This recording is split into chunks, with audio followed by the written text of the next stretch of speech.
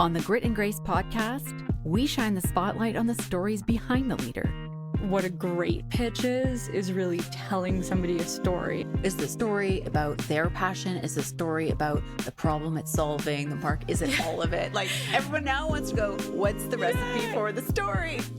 Joining us today is Melissa Belbeck, principal at Whitecap Venture Partners. Each year, she and her team meet with over 500 entrepreneurs, selecting only a few for investment. A journey worth millions. We're diving deep into the minds of the venture capitalists, unraveling how they assess and bet on startup ventures. Stay tuned as we explore the essence of winning companies and what sets these founders and leaders apart from others. Let's dive in. Welcome everyone to the podcast. Truthfully, I need to let everyone know that Mel, you and I know each other. We have had a history of working together at Ritual, but it's been a lot of years. So thank you for coming. Yeah, thanks for having me, Jen. Knowing that you're in venture capital now, you kind of crossed over. Can you give us all a little peek behind the curtain? What is life like for you now working in venture capital? Honestly, it feels like it's come full circle. It's an incredible job. I spend, honestly, most of my days just talking to the most inspiring entrepreneurs, which is a dream come true. Honestly, this sounds totally nerdy, but when I was younger, I remember talking to my friends and we'd always have ideas of this business or this idea. And now it's truly come to life in a job, which is really incredible. I would say I would probably spend about half my time meeting new entrepreneurs to make in decisions around whether we'll invest in them. And we, across our team, meet with about 500 or 600 entrepreneurs a year. And we only invest in a handful of companies. And so it's really kind of a high volume of meeting these entrepreneurs, but it's always a lot of fun hearing about new ideas. Has the journey of deciding whether it's a worthwhile investment been easy or hard for you? And like, what have you had to learn about really making strong decisions? It's incredibly hard, and it really is more of an art than a science. Okay. Just to give you a sense, so we invest at the Series A stage, and we're typically writing checks that are in the $5 to $10 million range. And so we're meeting with companies that maybe have 10 employees, maybe 20, maybe 30, but kind of somewhere in that range. Maybe they're doing 3 to 5 million in revenue. And in order for an investment to be successful, they need to reach 100 million in revenue in the next 5 to 7 years. And so what's the market like? What's the team like? Do they have these tailwinds that will take them from this tiny company today into something that can meaningfully impact the world? When I first started, it almost felt overwhelming, but over time you really get to see kind of trends and get a sense for what's good and what's not. And you meet some really inspiring people working on some cool things. And the ones that do get the investment, are there like patterns and qualities? Like what are the character traits that you notice that jump out? In the founders themselves? Yes. I would say above all, it's passion for what they're working on. Yeah. It is a really grueling job. You are working 24/7. And so somebody just has to be really, truly invested in what they're working on. They have to be very tenacious. Somebody who's smart will only get you so far, but you just have to have like that, like true grittiness in order to succeed. How many companies do you say you hear from a year? 500? And you get down to like 10 potentials that you invest in? Exactly. I personally probably meet with about 200 entrepreneurs a year. Let's talk about the pitch itself, because I'm doing some consulting and coaching for founders who are getting ready to go into fundraising. What is the process like to pitch like their company? Meaning, should they be having conversations with you before, building relationships? And then by the time they do get to the pitch, what's a strong pitch? I find one of the biggest mistakes founders make is say, oh, I'm fundraising. And they just kick off the process. Yes. Kind of going in with no relationships. A lot of the Series A investments we make, we have known the founders for at least a year or two. Yep. It's not the rule. Definitely there's people that we meet just running a process. Canada, it's pretty small. Typically, you will kind of be like a known entity before you start to fundraise. When you enter a relationship with a VC, you're signing up for 5 to 10 years working with this person. There are a lot of characters in this industry. Yeah. And it's really important that you are also choosing the right VC to go on that journey with. And so I absolutely recommend getting to know them on a personal level before you start to fundraise. Right. And then in terms of that process, so it's really kind of getting your materials together, getting your story really tight, kind of coming up with your initial hit list of VCs that you're going to approach. And again, this is also really important because one of the biggest mistakes I see founders make is they kind of do a spray and pray and just reach out to anybody that has capital and asks for money. And that's not a good approach because you're going to spin your wheels talking to a bunch of people that just aren't a fit for you. So the hit list is more curated around like the founders going, these people are right for me. Exactly. But how do they know that? Like, how do they discover that? I would say do two things. One, talk to somebody within the industry. If you have a friendly, they can usually be very helpful for you to navigate who is appropriate for your stage.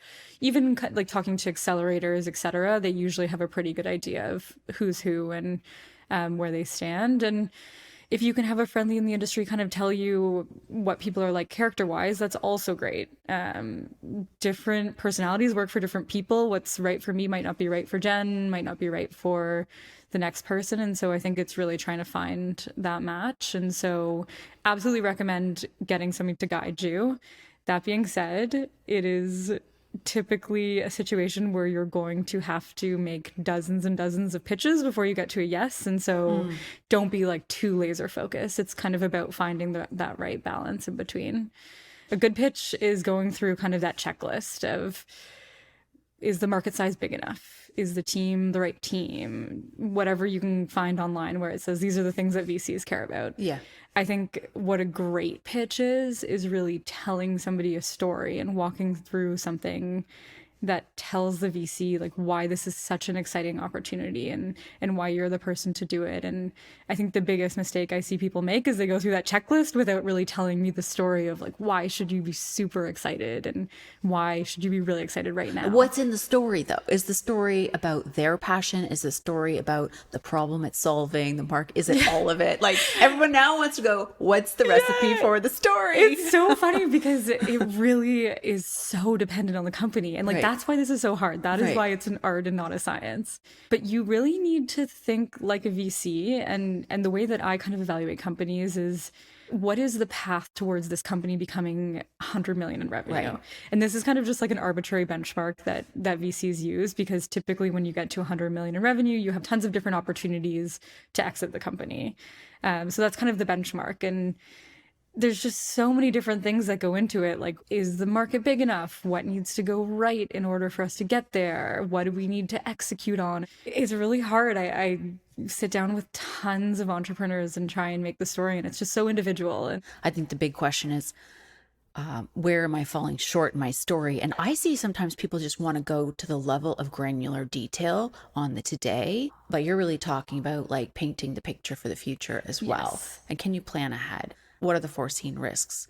How will you solve those problems? And then you're really giving the VC community a picture of where it's going, but also insight into how the founder is going to solve the problems. The biggest flaws that I see is, so the company maybe has 3 million in revenue and you're going into great detail on your financials and this and that, but it's like, okay, you're 3 million in revenue. Like that doesn't matter. The question is, how do you get from 3 million in revenue to 10 million next year to 20, 30, 40, all the way up to 100? And so, yeah, there's so many different things that go into it.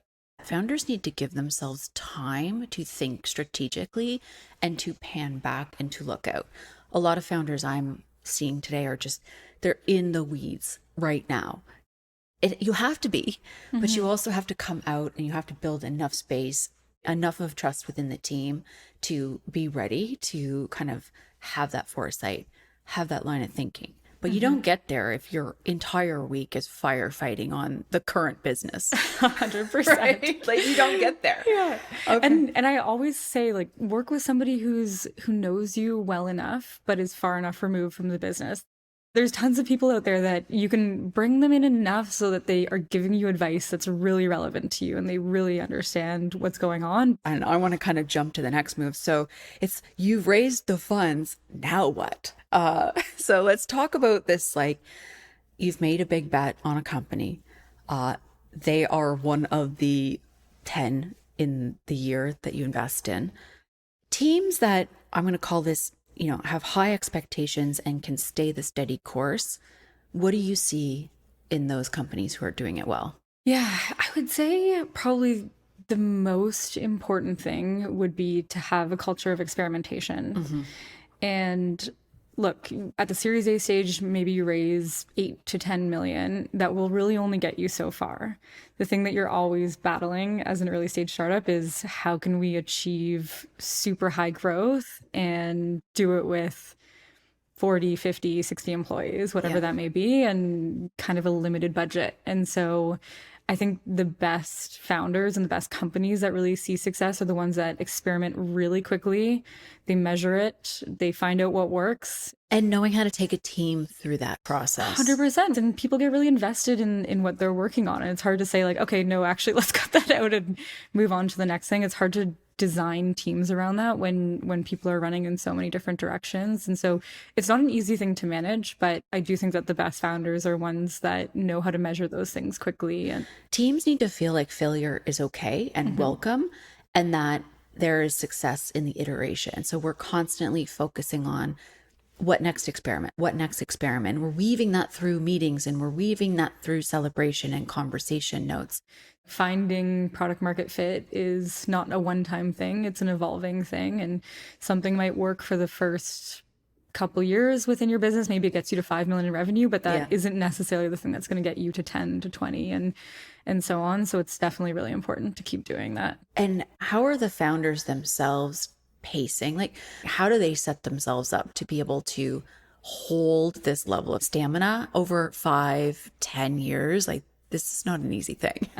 The one thing I highly, highly recommend, though, is for founders to find that outside person that they can lean on for advice when things do get crazy. And I think it can be so lonely as you're growing that quickly, and you're reporting to the board, which can be difficult. You have employees that report to you, which obviously that relationship will always kind of be like hierarchical in some senses. And so I think finding, whether it's another founder or somebody you trust, somebody like you, Jen, like a coach that can help you through those moments is really incredibly important. I just want to kind of flip to the VC world just a little bit. Has it changed much since the pandemic? Have the VC community gone deeper and working directly with companies post-pandemic than pre-pandemic? I guess I should caveat this that I started in VC in June 2020. Right. And so we were kind of like deep in the middle of COVID. But I'm sure a lot of the listeners on this podcast would know 2020 and 2021 were bananas years. Kind of all hands on deck trying to solve the problems. Yeah, but also it was kind of detached from reality a bit, in that it was the biggest year for venture, biggest period, I guess I should say, for venture funding, kind of the end of 2020 and throughout 2021. That was the period in time where you saw tons of unicorn valuations for earlier companies than you would expect. Capital was pretty easy to get, and it was just an entirely different world. The board meeting conversations were all about growth. It was all about hiring, raise as much money as you can to hire more. For people who are not that close to it, just watch the WeWork story. I mean, that's a little bit, I don't know if it's exaggerated, but that hyper growth mode of at all costs grow is what 100%. You're talking about, right? And like the markets rewarded that. And so it made sense. Like you could go and raise that next round pretty easily, and you didn't have to worry about cash. Contrast that with 2022 and beyond. The markets crashed, interest rates rose, pessimism is probably at its all-time high. And so VC funding is down substantially. It's a lot harder for companies to raise money, and they've had to really change how they think about growth and hiring. And I think a lot of the conversations around the boardroom now is about runway and what we can do to preserve cash to make sure companies can wait it out until 2024, 2025, when the markets will be better. And it's honestly been really difficult for the companies that raise money in that 2020, 2021 time period, because the conversations have just entirely changed. Yeah, the measure of success has changed. Everything has changed. A lot of them have really, really difficult decisions where they needed to reduce staff by like 25, 30, 40% plus. And it's just so hard to kind of shift a company towards growth and whatnot to something where we're really thinking about costs and unit economics and efficiencies and stuff like that. And it's also really hard to let go of 30% of your staff and wake up the next day and you need to motivate the remaining employees. You have to motivate people, but you also have to try to put trust back in the system, because I just think that there's a psychological safety that goes away the minute that pendulum switched. And great leaders have to think about this like a lot with their communications and motivation and the cultural notes. But is this a little bit more right-sized and probably better in the long run that we're measuring this way? I think it is better in the long run. Yes. Absolutely. I think it's really hard for the companies that had to transition between those two periods because they really had to change their mindset. And it's really hard to steer an organization. I think for companies raising fresh capital now, they're probably going into it with a much different mindset and much different expectations that it's probably going to be easier and better in the longer term. We have a lot of women who listen to this podcast, and I love strong women leaders, but there's a lot of lessons along the way. Is there anything that you can speak to? Yeah, like, look, the number one thing in this industry is having confidence. You need to find a company, like a little early stage company, and go and present to your team and explain to them why this is the best idea ever, why it's going to be that $100 million company, why it's going to be a 10x return, et cetera, et cetera. And that's a really hard thing to do. And so I think it's really all about just kind of like finding your voice and finding the confidence to do that. And it's not an easy thing. How do you trust to make financial decisions and bet on people? Is it that you just see enough character? Like, you have to trust your gut with it and the art of the science. Like, there's a lot of diligence. At the end of the day, you have to make a move and take a risk on a company and a person. Is there any secret sauce in that mix? Honestly, I don't know. And it's so different for every VC. Yeah. There's some that err more towards the side of diligence and some that err more towards the side of feel and gut feeling. But I would say you have to do the work. You have to kind of understand the financials, the market size, competition. Like, I'm not saying that you don't need to do that stuff, but at the end of the day, you kind of have to just believe that these are the 10 things that are going to happen in the world that will make this a really good opportunity. And nobody can forecast that. I know. It's like you're making a decision with limited information. And I think that's the theme we can all relate to. It's like, some of us just jump. Some of us need a lot of information. We have the paralysis over the analysis. But at a certain point, you have limited information and you have to make a leap. Exactly. And the people that won't do well in this industry are the ones that will never get comfortable with that. Yeah. They'll keep doing the diligence and they'll keep coming up with reasons why they say no, and they'll never come up with a reason why they say yes. And I think that is probably the biggest downfall for people in VC. I feel like I could sit here and talk about like startup companies for 12 hours. But you're an amazing leader. You've inspired me so much, and you like coming out of the startup world, getting inside a venture. I think there's a lot of women who are going to be inspired by your story. So thank you so much for sharing. And thanks for having me, Jen. It's always great chatting with you. Oh, thank you so much, Mel. Thank you for joining us. Don't forget to follow us on Instagram and LinkedIn, where we transform the wisdom from our podcast into practical tips, tools, and takeaways for your leadership journey. Find us at grit.grace.podcast. See you next week.